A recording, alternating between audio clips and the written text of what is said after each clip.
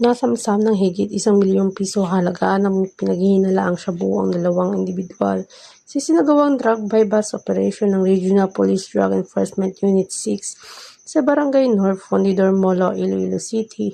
Ito lang ika-13 ng Enero taong kasalukuyan. Pinangunahan ng Regional Drug Enforcement Unit 6 sa ilalim ng supervisyon ni Police Major Marvin Villanueva, Deputy Chief. Ayon sa kanya, halos isang buwan ang isinagawang monitoring ng mga pulis sa subject. Kinilala ang mga subject na si alias Ace, 40 anyos, isang high-value individual, residente ng Barangay North Fundidor Molo, at alias Glo, 36 anyos, isa din na high-value individual at residente ng Barangay Boulevard, Molo, Iloilo City. Ayon kay Police Major Villanueva, dati nang naresto si alias Ace sa kasong may kinalaman sa illegal na droga.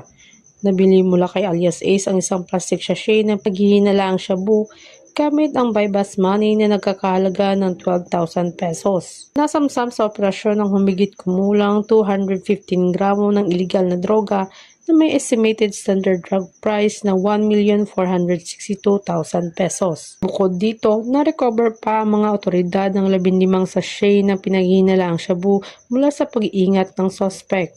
Kasalukuyan nakakulong ang mga naresto sa Iloilo City Police Station 4 para sa tamang disposisyon at sasampahan ng kaso sa paglabag sa RA 9165 o ang Comprehensive Dangerous Drugs Act 2002. Lalong papaitingin pa ng Philippine National Police ang kampanya laban sa iligal na droga upang mapanatili ang katahimikan at kaayusan sa buong lalawigan ng Western Visayas. Mula dito sa Police Regional Office 6, ako ang Police News Network Correspondent Patrolwoman Riza Valencia, alagad ng batas, tagataguyod ng Balitang Pulis.